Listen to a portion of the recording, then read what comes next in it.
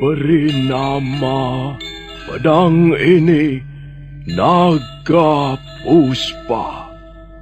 Selamatkan dia. Jangan sampai jatuh ke tangan pendekar berwatak jahat.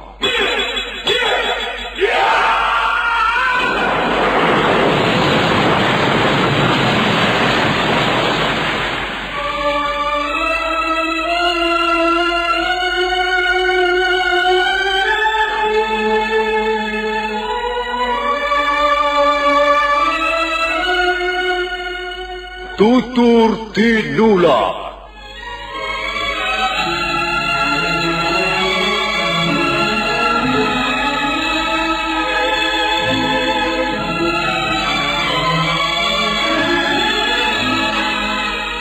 Sebuah sandiwara radio serial, produksi Sanggar Cerita dan Teater Sanggar Prativi. Sebuah kisah dengan latar belakang sejarah runtuhnya Singasari dan berdirinya Kerajaan Majapahit.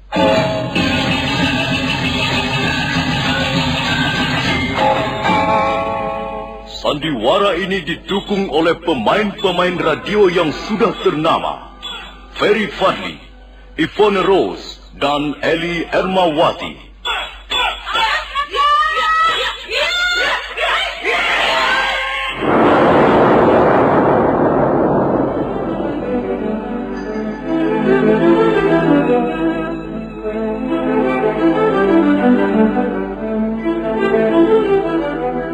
Cerita ini ditulis dan diolah oleh S. Tijab.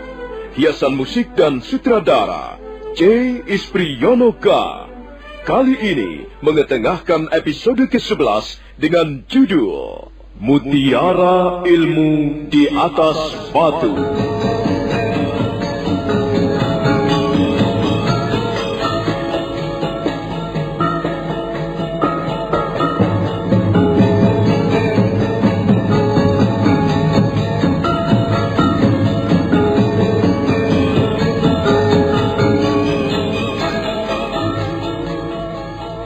Dalam seri ke-310 ini didukung oleh para pemain Mas Pran sebagai Kepala Desa Kajar, Dedi sebagai Katumba, Rudi sebagai Ralimpung, Yoko sebagai Empu Renteng, M. Abud sebagai Arya Dwi Pangga, dan Asdi Suhastra pembawa cerita. Selamat menikmati.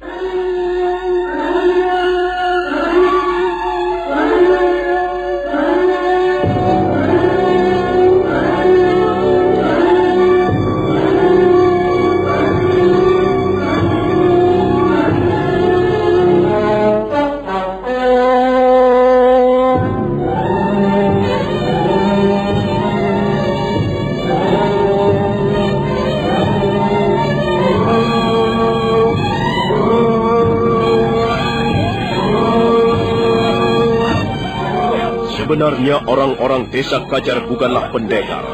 Mereka hanya berkelahi asal berkelahi. Memukul sekenanya, menendang atau menyepak ke sana kemari, tanpa didasari jurus apapun.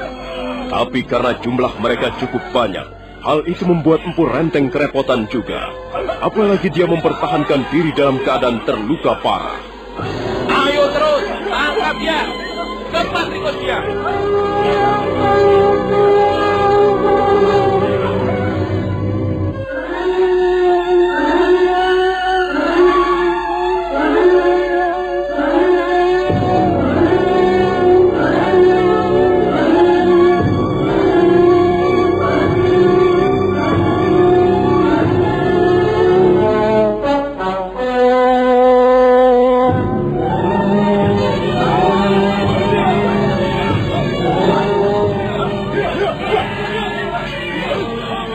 Keadaan Empu Renteng benar-benar terpojok karena gerakannya sangat lambat. Hal itu disebabkan luka-lukanya yang terasa semakin sakit, yang membuat orang-orang desa Kajar dengan mudah mengepungnya dan mendesaknya. Bahkan beberapa kali Empu Renteng sempat terkena sodokan ataupun tendangan kaki-kaki musuhnya. Tiba-tiba kepala desa Kajar terkejut karena melihat dari jauh datang serombongan orang-orang berkuda.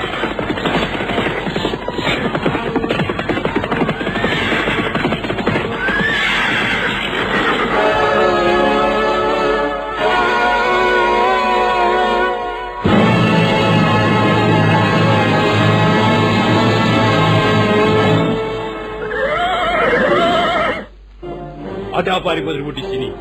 Siapa kalian ini? Kalian tidak perlu tahu siapa diri kami. Awas. Kalian jangan ikut campur urusan ini. Kalian jangan membuat perkara baru di sini. Aku adalah kepala desa Kajar. Aku sedang bermaksud menangkap orang yang kami curigai. Diakah orangnya itu? Iya. Dialah orang yang kami curigai. Kami akan menangkapnya untuk kami periksa di balai desa. Lihat Ralimpung. Lihatlah.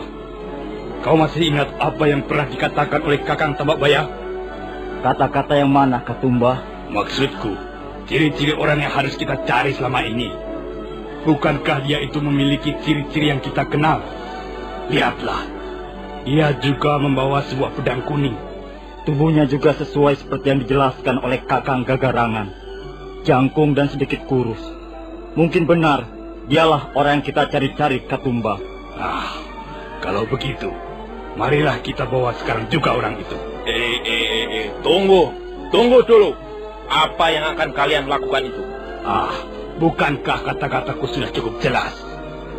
Bahwa kami akan membawa orang itu pergi dari sini. Sebab, memang nampaknya dialah orang yang kami cari-cari selama ini. Cepat Ralimbung. Jangan hiraukan orang-orang desa ini. Ayo, kita bawa dia pergi dari sini. Awas. Jangan berlaku seenaknya di daerah orang. Ayo anak-anak, usir orang-orang ini. Suruh mereka pergi. Cepat.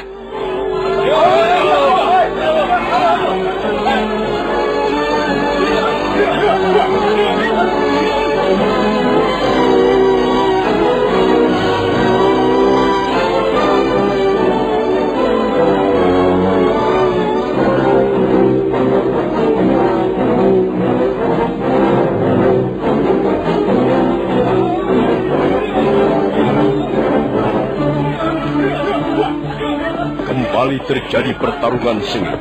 Kali ini orang-orang desa Kajar terpaksa menghadapi penunggang-penunggang kuda yang belum mereka kenal. Penunggang-penunggang kuda itu ternyata memiliki kemampuan ilmu kanuragan yang lumayan.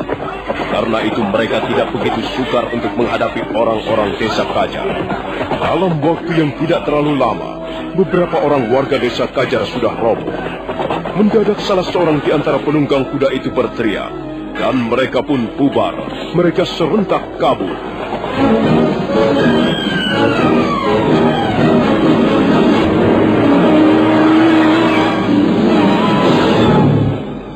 Kurang ajar. Siapa orang-orang itu tadi? Nampaknya mereka sekumpulan perampok.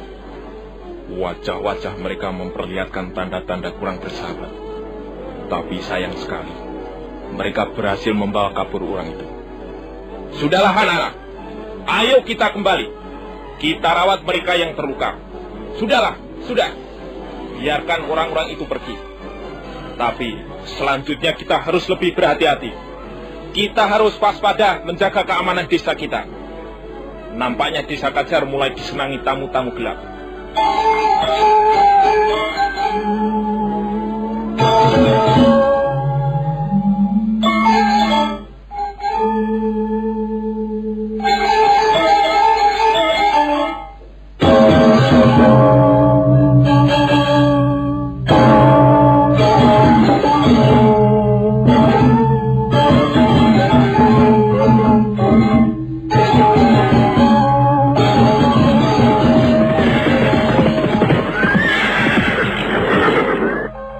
Terima kasih atas pertolongan kalian. Tapi sebenarnya siapakah kalian ini? Tuan Renteng tidak perlu cemas. Kami semua adalah sahabat-sahabat Tuan. Kalian tahu namaku? Dari mana kalian tahu? Kami tahu nama Tuan dari Tuanku Empu Bajil.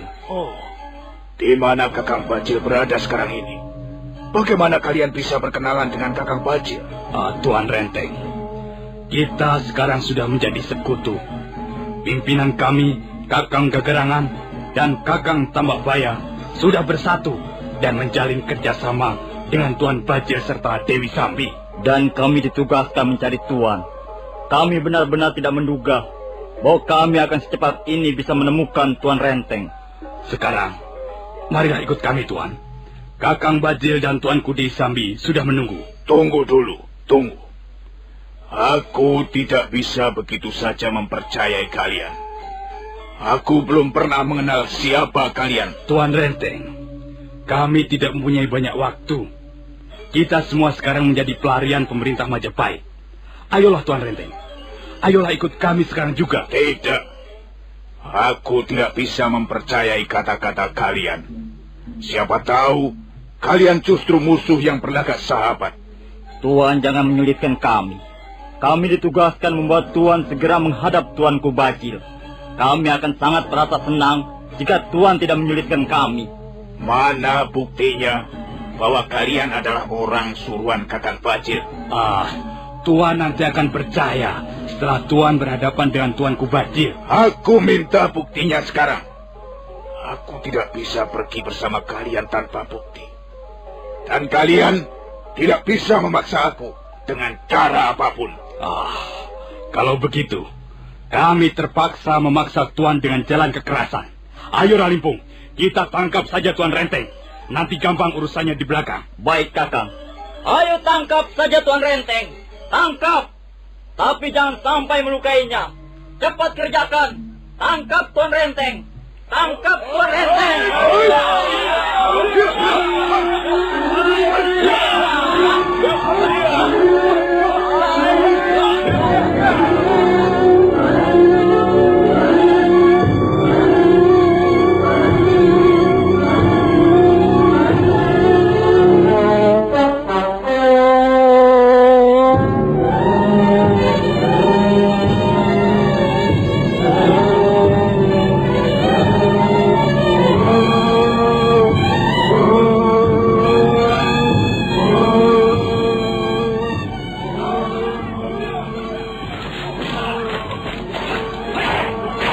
Empu Renteng tidak bisa berbuat lain kecuali mengadakan perlawanan dengan sisa-sisa kemampuannya.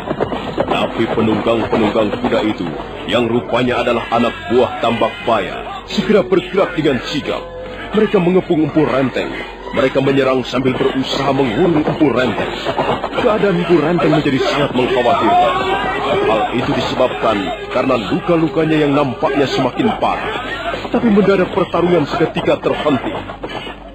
Ku berdiri di atas bukit masa kini dan menatap kabut kenangan di kejauhan. Angin menyuburkan pohon-pohon mimpiku dan tanganku menggerayangi gelapnya waktu.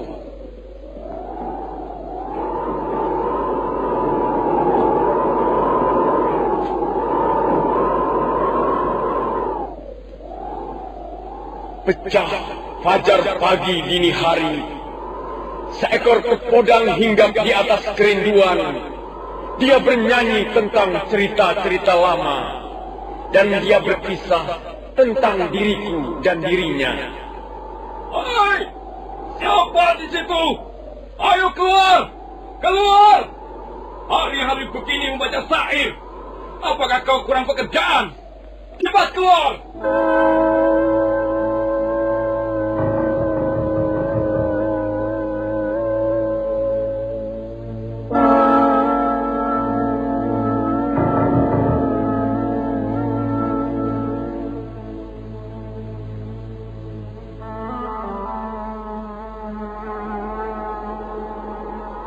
Pada saat berikutnya, muncullah sesosok tubuh manusia dari balik bongkahan batu berlumut.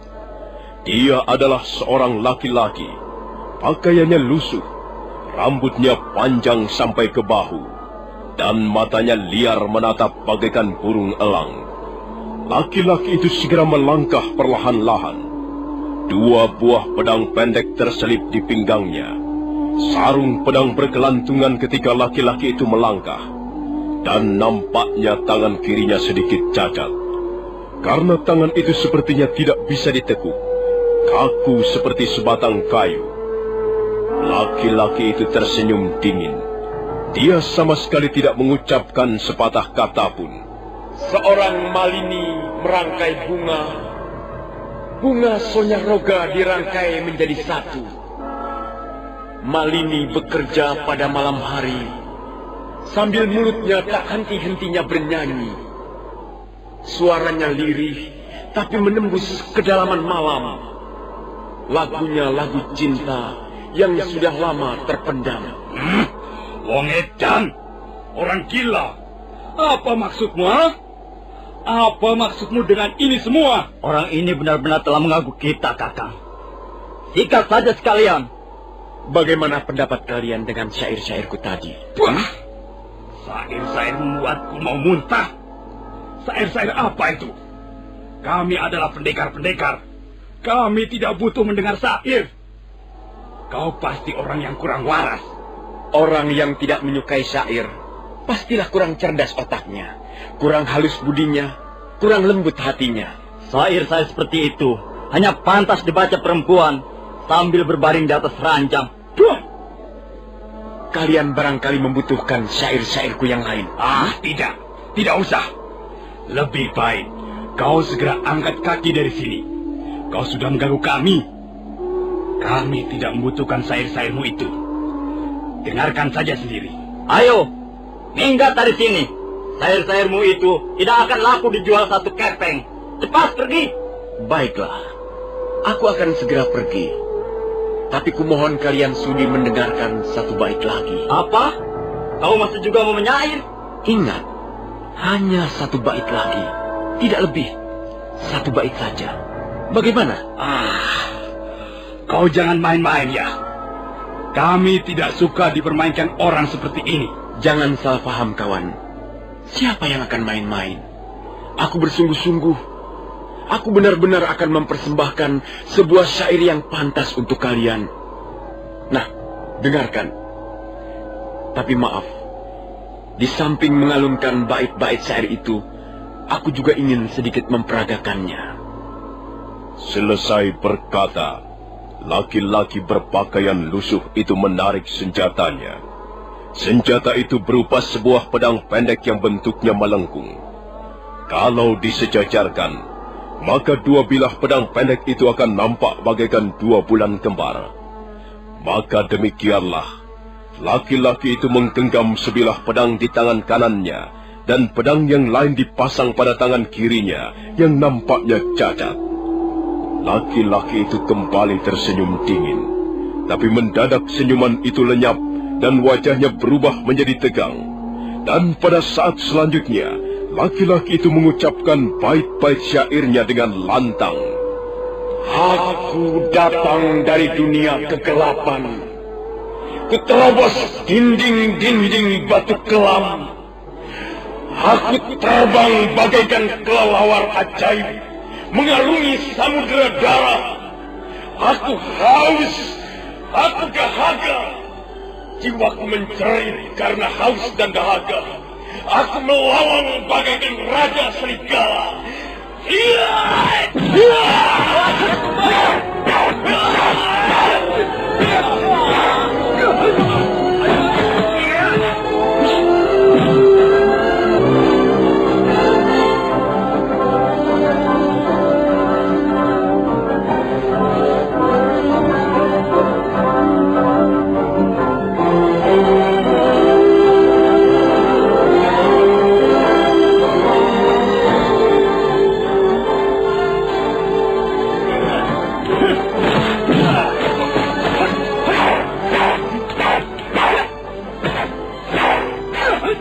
Secepat kilat, laki-laki berpakaian lusuh itu pun melompat dan segera membuat mata pedangnya menyambar kiri kanan. Sekali gebrak, dua orang yang berusaha menangkis serangannya roboh bersimbah darah. Katumba dan Ralimpung segera menyadari bahwa sekarang mereka sedang berhadapan dengan seorang pendekar tangguh yang berhati kejam. Karena itu, mereka memerintahkan agar orang-orangnya kabur. Ayo lari! Ayo, cepat ambil kuda kalian masing-masing. Ayo lari! Ayo!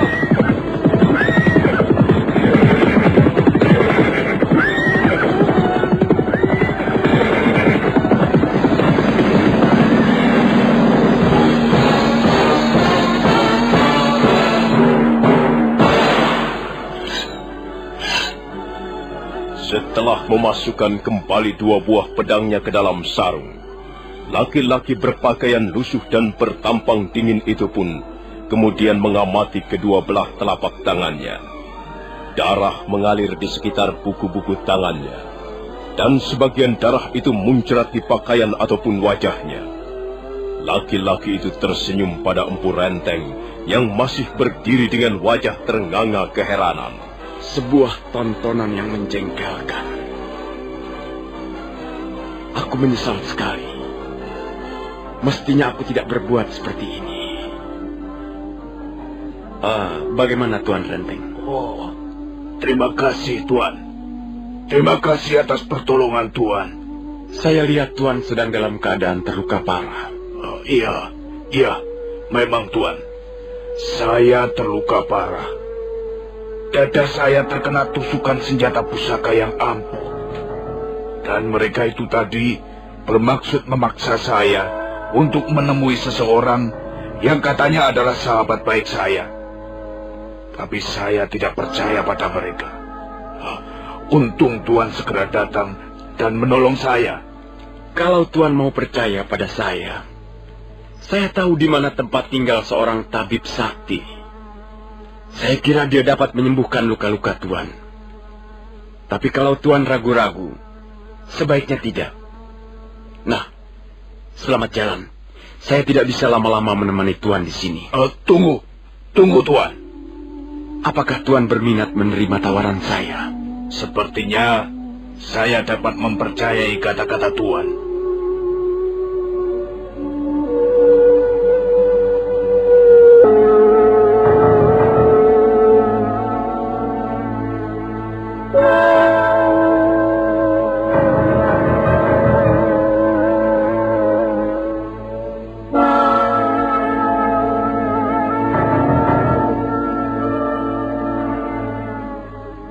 Laki-laki bertampang aneh itu pun kembali memperlihatkan senyumnya yang dingin dan angkuh. Senyuman itu memang tidak enak untuk dipandang. Tapi kata-kata yang dilontarkan laki-laki itu begitu meyakinkan, sehingga Empu Renteng mempercayainya.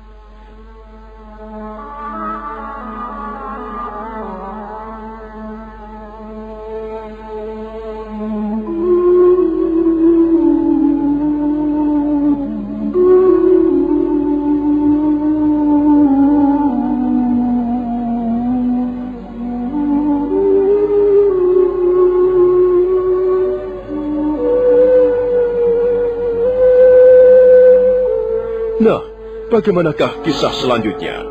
Siapakah laki-laki berpakaian lusuh dan bertampang dingin itu?